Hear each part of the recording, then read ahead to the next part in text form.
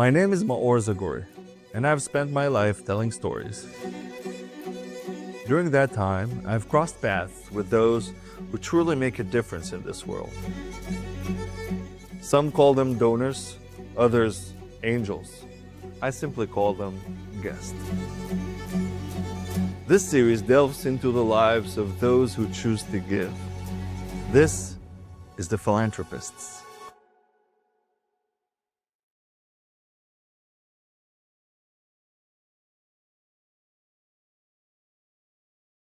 How should I introduce you? How would you want me to introduce you? How to introduce me? I am a producer and distributor of Giant Screen and IMAX film. Wow. And in particular, the upcoming IMAX film, Einstein's Incredible Universe. First, how did you get to the IMAX? Well, it's really basic and really simple. I'm a documentary filmmaker. Okay. I have an interest in going to places in the world that I know nothing about, as far away from anything that I know, that included places like Central Asia and the Caucasus and Siberia when I was, 500 years ago when I was in my 20s. And then trying to make these films about places, as much for myself as I suppose for anyone else, but it's about exploration and then trying to find a way, well, how do you have an impact? So maybe having a small brain, you sort of think, well, if you really have an impact, you want to make a film on a really large screen. And what could be larger than an IMAX screen? But that really is what it is about. And once you taste the images that you've captured or the story that you tell that is made for that sort of screen. And it's not just about size, it's an immersive experience, and it's about taking you to this sort of place. And once you tasted that, it's tough to go anywhere else. And for a documentary filmmaker, the joy of being able to have your film screened in a theater like that is intoxicating. Wow.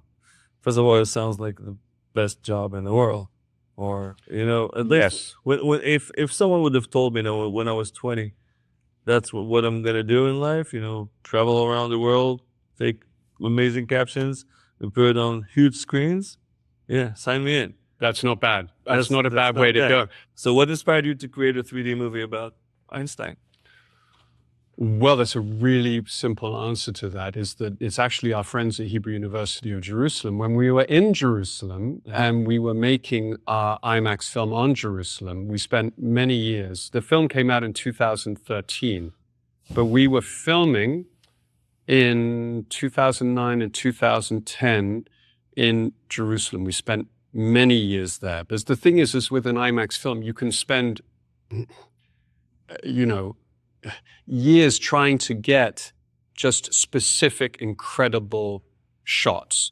Every shot in any film is important, but any shot that is in an IMAX film, you want to be able to live in it and inhabit it and so on. So we spent a lot of time in Israel and with our friends at the Hebrew University of Jerusalem, and in particular, our friends at the Canadian Friends of Hebrew University of Jerusalem came to me and my team with this idea. They said, well, hold on, Taran, now you make this film about Jerusalem. Well, that's all very fine and well, but how about making a film about Albert Einstein? And I'm like, now, come on.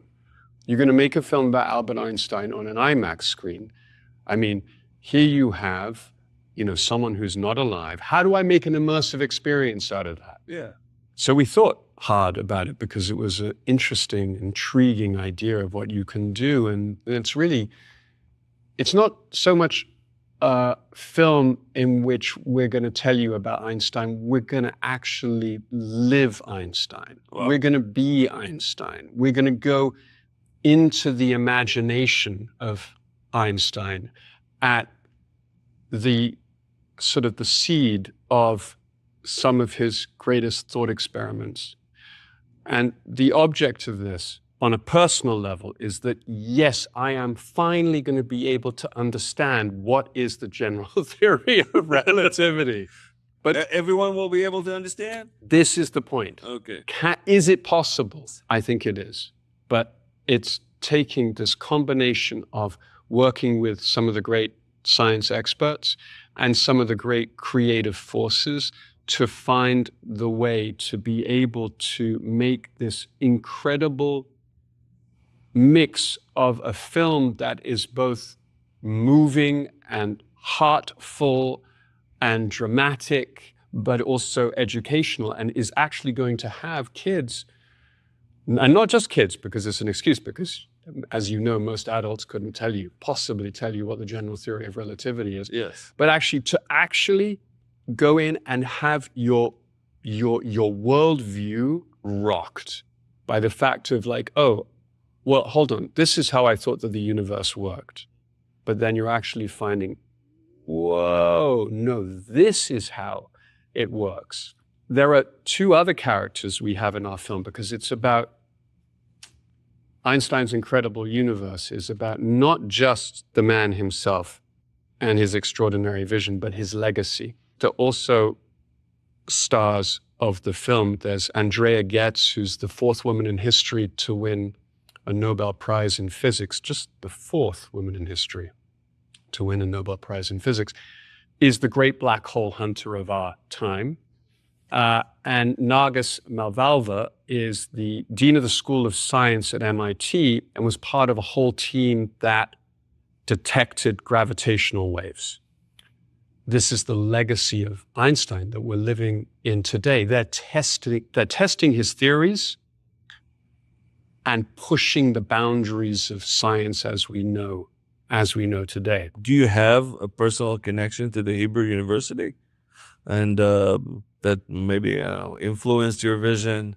I have a personal connection to the Hebrew University of Jerusalem largely through my relationship with Rami Kleinman, as we know, the national director of the Canadian Friends. Because when we were making Jerusalem, the IMAX film, the film is a story of three young girls. How wonderful to tell the story of Jerusalem from the perspective of three young girls. Mm-hmm. A Muslim, a Jew, and a Christian. And Rami took it upon himself to support the release of the film by bringing these three young women to the premieres of Jerusalem in different parts of Canada and the United States, which is an incredible undertaking and support to make the film and its impact so much more immersive and real and authentic and successful. This series is called The Philanthropists.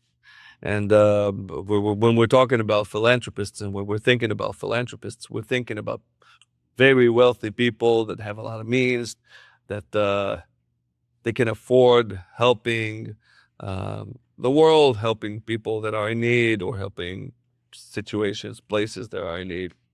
And I feel that in a way, you are a philanthropist because you donate your time, you donate your mind, you donate your imagination, you donate your experience to this, and this is huge. So I just wanted to ask maybe if you have any, is there any advice that you would want to pass on to people such as yourself?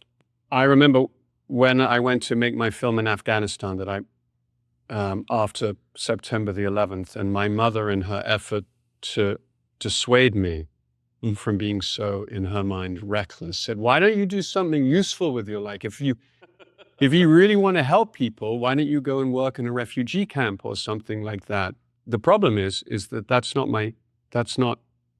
what I'm interested in. That's not my skill set. Yeah. That's not what my talent is, if it is that I have a talent.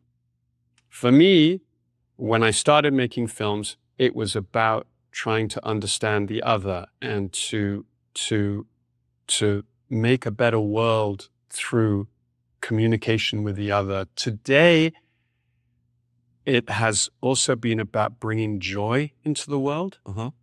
And then with Einstein's incredible universe, it's about this spark of curiosity and transforming, switching on people's imagination to show that We, in the laboratory of our mind, can do anything. We can solve all the problems that there exist in the world, just like Albert Einstein solved all the problems that he put his mind to. I'm passionate. I am so lucky to be passionate about something. I think, if there was any advice that I would have to give, is to follow your passion.